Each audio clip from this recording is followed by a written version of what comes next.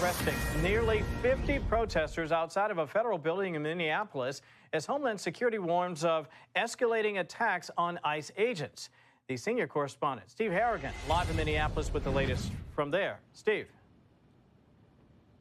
Kevin, that protest out in front of the federal building in Minneapolis turned violent after protesters were told to disperse. At least 42 people were arrested when they were told they had to break it up.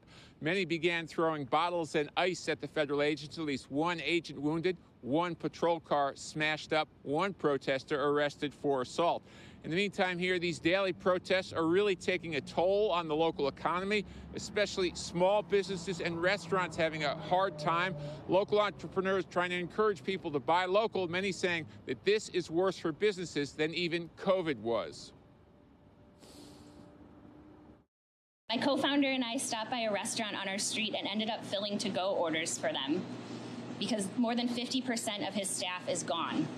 Afraid to come to work for fear of being taken by ICE, even as U.S. citizens, even with work permits, even with the right paperwork. We've lived through this before during COVID in 2020 following the murder of George Floyd, and we're living through it again, and this time it's worse.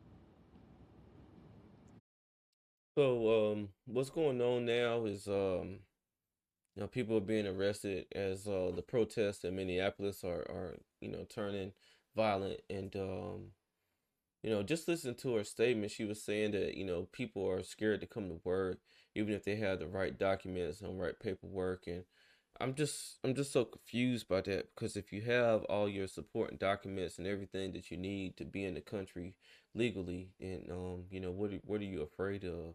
If you're approached and you have all your stuff together, once you show that, then they're going to keep it moving. They should keep it moving, because they're looking for people, and as they say, targeted individuals, and